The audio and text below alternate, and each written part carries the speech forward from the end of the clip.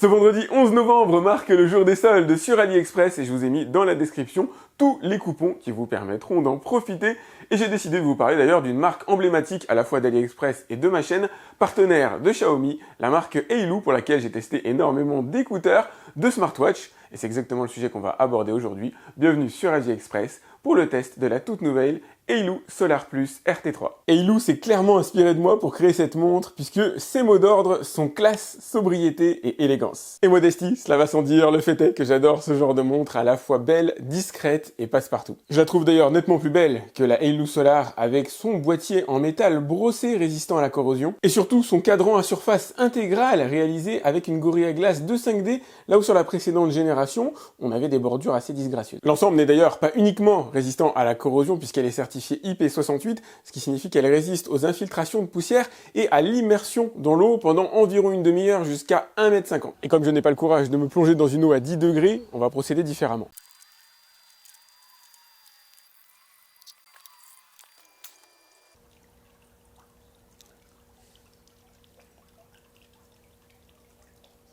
Le cadran en verre est clairement hydrophobe et fonctionne encore au doigt, même lorsqu'il est humide. Sur l'autre face, vous allez retrouver bien sûr les différents capteurs qui vous permettront de faire le suivi SPO2, la surveillance du rythme cardiaque, l'analyse de la qualité du sommeil ou encore la surveillance de votre niveau de stress. L'utilisation quotidienne est franchement agréable grâce notamment au bracelet en caoutchouc que vous avez ici, sur lequel il est assez simple de trouver le bon point de serrage, plutôt adapté à des poignets d'adultes. Alors moi j'ai un poignet assez fin et comme vous pouvez le voir, il me reste 3 points.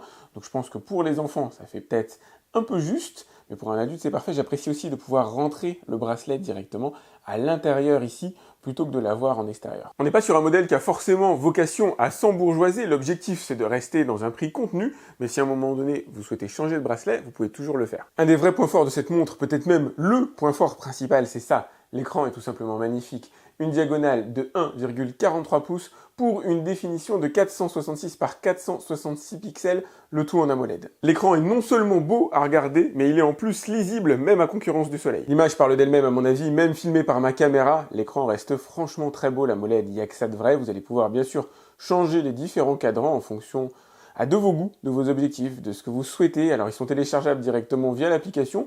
À vous de voir celui que vous préférez utiliser. Moi, j'ai trouvé que celui-là était sympa, il est quand même assez synthétique. 58% de batterie restante, on reviendra sur ce sujet tout à l'heure, il y a pas mal d'indicateurs directement dessus. L'accès aux différents raccourcis qui vous permettront d'exploiter les fonctions directes de la montre. Et bien sûr, l'accès aux messages. Attendez, je vais vérifier. Voilà, je vérifiais que j'avais pas de bêtises à afficher directement à la caméra. Donc vous avez la possibilité d'exploiter, alors pas les photos, hein, vous avez une partie des messages qui s'affichent directement sur la montre. Là, comme c'est des messages relativement courts, ça va, il est possible de les lire en entier. À vous de paramétrer le type d'application que vous autorisez à communiquer avec la montre. Au niveau du tracking sur la montre elle-même, vous avez bien sûr la synthèse de votre activité quotidienne. Aujourd'hui, on est midi, voilà, 2700 pas. Ça reste honnête. Le tracking, bien sûr, en continu de la mesure de votre fréquence cardiaque. Ici, vous avez l'analyse SPO2, alors comme je ne l'ai pas fait aujourd'hui, du coup, il n'y a pas de données, ça c'est pas automatisé. Ici, vous avez l'analyse du stress, et comme j'ai pas la montre à mon poignet, forcément, il ne peut pas la réaliser. Là, vous avez l'analyse du sommeil. Visiblement, j'ai pas dormi beaucoup cette nuit, 6h30, ça fait un peu court sur pattes. Et après, vous avez la météo que je vais pas vous montrer. Pour accéder au menu, on va dire, le plus complet, vous appuyez sur ce bouton-là. Pour accéder au menu de sport, vous appuyez sur le bouton du dessous. Donc au niveau des sports, il y en a pas mal. Course en plein air, course en salle, voilà, cyclisme. Mettez sur pause si vous voulez voir un petit peu plus de détails. Après, vous avez accès à plus d'exercices qui lui-même donne encore accès à une autre version, plus d'exercices, autre sport. Hop, il y a de quoi s'amuser. Une centaine de pratiques sportives sont donc intégrées à la montre. Ici, vous avez en mode nuage les différentes fonctions. Alors l'accès aux différentes fonctions, vous avez les paramètres. Encore une fois, je ne peux pas tout vous montrer, sinon la vidéo va durer véritablement énormément de temps. Je vous montre comme ça rapidement ce que ça donne. Encore une fois, n'hésitez pas à mettre pause si jamais vous voulez voir les menus avec un petit peu plus de détails. Voilà, le menu météo, le menu fréquence cardiaque. Vous allez retrouver bien sûr tout ça directement sur l'application. La possibilité de répondre à des appels téléphoniques avec la montre évidemment, l'accès aux différents sports, l'analyse du sommeil, quelques petites fonctionnalités annexes. Ici un billet d'humeur. Alors je l'ai fait tout à l'heure, voilà, il y a 36 minutes. J'étais d'humeur calme, j'avais fait un autre test avec une humeur joyeuse. J'ai pas encore eu l'humeur énervée, on va voir ce que ça donne. Je sais pas encore comment le le provoquer. Vous pourrez bien sûr contrôler les musiques diffusées sur votre téléphone à l'aide de la montre. Par contre, la montre ne peut pas héberger de la musique. Bien sûr, pour une meilleure lecture de vos performances sportives ou tout simplement de votre activité quotidienne, elle est reliée à l'application Halo Fun. Et voilà l'application, elle est très classique mais plutôt bien faite avec une bonne manière de synthétiser l'activité que vous avez pu avoir au quotidien. Donc vous rencontrez d'ailleurs à l'intérieur. Donc là vous avez l'activité du jour que vous allez pouvoir alors faire varier voilà, en faisant défiler ici pour les jours précédents, changer de planning éventuellement. Je vais mettre par exemple voilà, directement sur samedi.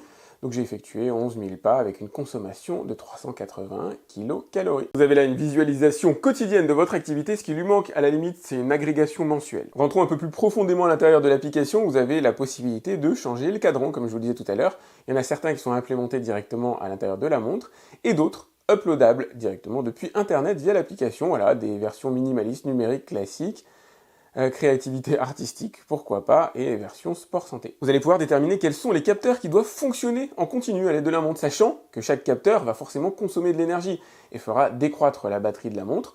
Donc vous avez la fréquence cardiaque, ça je l'ai activé de base tout au long de mes tests, et j'ai désactivé les deux autres, le contrôle nocturne de l'oxygène dans le sang, ça peut être intéressant via l'apnée du sommeil, pour avoir une espèce d'état des lieux éventuellement, en ce qui me concerne a priori c'est pas le cas, et la surveillance du stress tout au long de la journée. Via ce menu, vous allez donner les autorisations à l'application d'accéder aux différents contenus de votre smartphone pour les retranscrire directement sur la montre, et ici indiquer quelles sont les applications que vous autorisez à communiquer avec la montre. Quelques autres fonctionnalités, ça ne vous aura peut-être pas échappé, mais on a une enceinte au niveau de cette montre. Ça c'est cool, par rapport encore une fois à son tarif.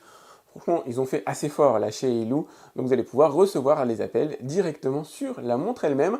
À vous de déterminer si jamais ça vous est fondamental ou pas, vous pouvez cocher ou décocher. Après, il y a des paramètres de base comme le rappel le réveil, vous avez la synchronisation météo ou le rappel sédentaire pour vous indiquer d'aller bouger, je pense, à peu près toutes les 2 heures si vous êtes resté sur votre chaise un petit peu trop longtemps. Allumer l'écran en levant le poignet, ça je le décoche systématiquement tout simplement parce que la nuit, ça a tendance à m'embêter, ça va me réveiller, en tout cas prolonger mon réveil. Et c'est vraiment quelque chose que j'ai pas envie. C'est quand même assez lumineux comme écran, même s'il est possible de faire varier la luminosité de l'écran directement ici à l'aide de... Alors attendez que je retrouve le bon endroit. Non, ça c'est l'éclairage. Hop. Voilà, vous allez pouvoir faire varier l'intensité lumineuse à l'aide de ce petit paramètre. Et la nuit, il faudrait franchement le mettre là. La montre est bien sûr mise à jour. Alors là, comme elle est très récente, j'ai eu 2 mises à jour depuis son lancement il y a seulement une semaine. Preuve de santé, c'est quand même important, si jamais vous investissez dans ce genre de montre, qu'il y ait des mises à jour qui soient réalisées, ne serait-ce que pour la sécurité ou exploiter de nouvelles fonctions. Il n'y a pas de GPS inclus à l'intérieur de la montre elle-même, elle va donc être dépendante de votre smartphone, et c'est exactement les tests qu'on va réaliser maintenant. Je vais aller faire du vélo et de la course à pied. Me voilà en pleine section cyclisme, alors avec de la triche évidemment, comme vous pouvez le voir.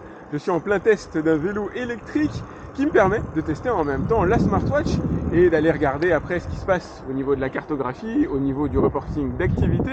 Donc effectivement, je triche, je dépense pas énormément d'énergie.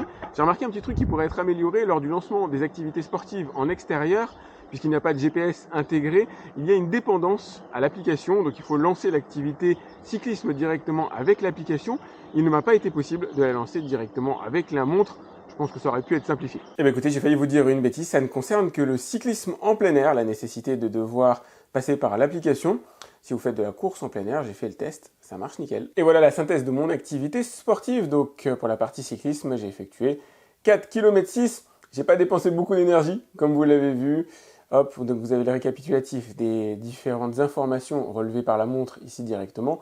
Donc 15 minutes avec une fréquence cardiaque qui est basse, forcément, avec un vélo électrique. Ça aide quand même, 43 kcal. Repos, décompression, 40%, consommation de graisse, 0%. Ça, c'est pas étonnant. Et au niveau cardio-pulmonaire, oxygénation, il n'a rien détecté, tout simplement parce que je faisais pas d'effort. Au niveau de la course à pied, il est un peu plus difficile de tricher. Alors j'ai juste fait une petite session comme ça, pour le plaisir de tester la montre, de voir ce qu'elle allait m'afficher comme information. Voilà, nombre de pas, la fréquence, intervalle repos, consommation de graisse. Là, pour le coup, il y en a un peu plus. Et vous pouvez voir que cette fois-ci, elle a bien détecté que j'étais en activité physique, avec sans aucun doute des choses à améliorer au niveau de ma condition. Pour accéder à la synthèse des sports, malheureusement, j'ai un petit bug qui apparemment est en cours de résolution du côté de chez Halo. Regardez, alors déjà, il m'a prélocalisé en Chine, ce qui n'est pas le cas. Mais surtout, lorsque j'essaye d'accéder à une des synthèses sportives de sport que j'ai pu faire, je retourne directement au menu précédent. Au niveau de l'analyse du sommeil, je retrouve typiquement le sommeil que je peux avoir, alors pris par les autres smartwatches que j'ai pu tester jusqu'ici, voilà, 2 heures de sommeil profond. C'est pas suffisant à mon goût, il faut que je m'astreigne à dormir plus tôt. Alors voilà, 6h29 de sommeil nocturne, pourcentage de sommeil profond, de sommeil léger. On a une analyse, somme toute, assez conventionnelle. Je me suis couché effectivement plus tard que d'habitude. Je dois avoir l'analyse plus détaillée avant. Hop, voilà, si je remonte. Ici, normalement, j'avais peut-être fait mieux. Non, même pas 6h43. Ça, c'est pas terrible non plus.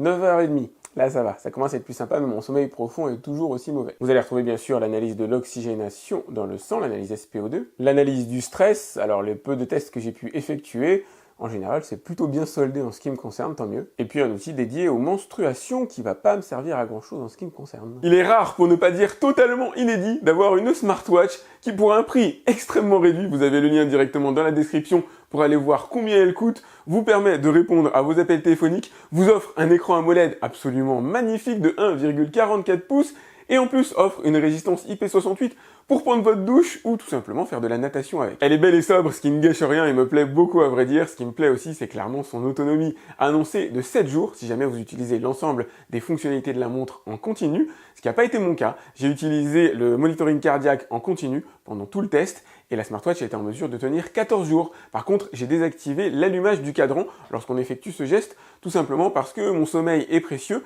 et que le cadran a tendance à émettre trop de lumière la nuit, ce qui risque de me maintenir éveillé. Ça, c'est quelque chose qui vaut mieux pas si vous voulez que je puisse faire une vidéo le lendemain sans avoir une tronche de déterré. Donc j'ai désactivé cette fonction-là. J'ai pas activé non plus l'analyse SpO2 en continu, ce qui m'a donné une autonomie d'environ 14 jours. À vous de choisir entre les 7 et je dirais oui un 14 jours maximum. J'aurais apprécié d'avoir le GPS inclus à l'intérieur de la RT3, mais franchement, étant donné son prix et toutes les fonctions qui ont été incluses à l'intérieur de cette smartwatch, il est assez difficile de lui en vouloir. En matière de bugs sur l'application, j'en ai eu un, comme je vous l'ai montré directement à l'intérieur de cette vidéo, qui va être résolu. La smartwatch que j'ai eue, alors je me suis débrouillé pour l'avoir en avance, elle vient à peine de sortir, littéralement. Donc pour le coup, j'ai eu une version de l'application en cours de développement, en cours de modification, bug qui sera résolu dans les prochains jours. Voilà ce que je pouvais vous dire sur cette toute nouvelle Halo Solar RT3. J'espère que vous avez apprécié cette vidéo, si c'est le cas, n'hésitez pas à la liker. Pensez à aller voir, vous avez le lien directement dans la description, tant pour aller voir son prix que pour accéder aux différents coupons des promos du 11 novembre sur AliExpress. N'hésitez pas à me dire d'ailleurs quelles sont les commandes que vous avez passées sur AliExpress. Laissez-moi un message dans les commentaires, sans mettre de lien, tout simplement parce que YouTube dégage les liens, et moi je pourrais pas voir les commentaires que vous m'avez rédigés. Donc n'hésitez pas à me dire quels sont les produits qui vous intéressent, ce que vous avez commandé, éventuellement les produits innovants que vous avez pu trouver. Moi ça me donnera des idées pour de futurs tests. D'ailleurs si vous avez des produits que vous voulez que je teste directement sur ma chaîne, n'hésitez pas à me le dire, c'est important pour moi. Voilà, pensez à liker cette vidéo, à la partager aussi, ça m'aide à me faire connaître. Et moi je vous dis à très vite pour un autre test sur AliExpress. Salut!